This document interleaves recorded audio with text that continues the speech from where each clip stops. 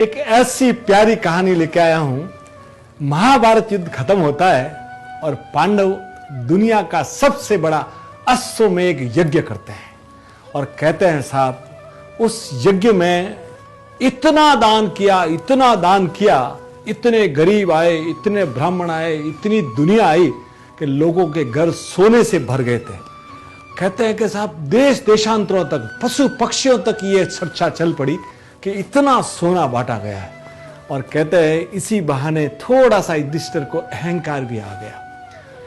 ये बात जब एक नेवले को मालूम पड़ी कि इतना शानदार यज्ञ हो रहा है, उस नेवले का क्या हुआ था कि एक बार उसने एक जगह जूठन खाया तो वो जूठन के कारण उसका आधा शरीर सोने का हो गया था। तब वो सोचता था कि हर यज्ञ में जाऊं, कहीं ना कहीं तो ऐसा यज्ञ होगा कि मेरा आधा शरीर, पूरा शरीर जो है वो सोने में कन्वर्ट हो जाए। तो वो देश देशांतर घूमता रहता था, जहां भी यज्ञ जाता और वहां लौटता, पर उसका जितना आधा बना हुआ था आधा ही रहता। वो यहाँ आया, कई दिनों की मेहनत के बाद, कई दिनों की ट्रेवल करने के बाद वो पहुंचता है हस्तिनापुर। और जब यहाँ पहुंचता है और यहाँ जबरदस्त यज्ञ चल रहा है तो उसको खुशी होती है कि यहाँ तो मेरा पूरा का पूरा शरीर सोने में कन्वर्ट हो जाएगा। अब वो यज्ञ में घूम रहा है इधर उधर, पर वो जो उछल कूद करता है तो लोगों की नजर उसके ऊपर जाती है और फिर वो एक जगह खड़ा होकर सिर पीटने लगता है। तब सब लोग इकट्ठे हो जाते हैं कि भाई नेवला हुआ क्या है।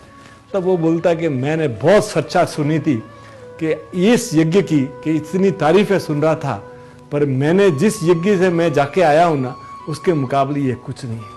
तो बोलते कौन सा यज्ञ है? तब वो बताता है कि इसी कुरुक्षेत्र में एक ब्राह्मण परिवार रहता था।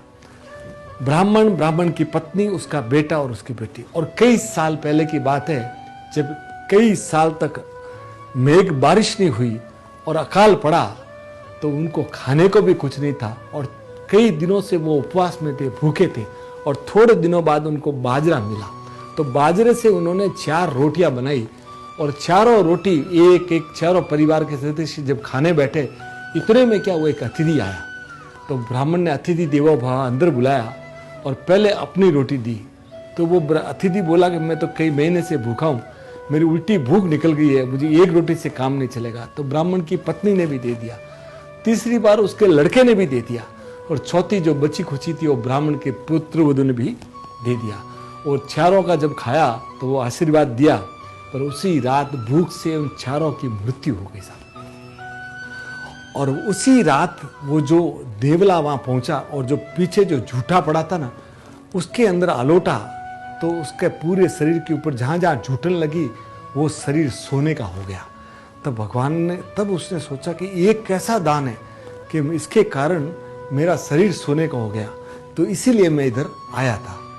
और जब ये बात युधिष्ठिर तक पहुंची ना तब वो समझ गया कि भाई मुझे मेरे अहंकार के कारण इसका शरीर सुने।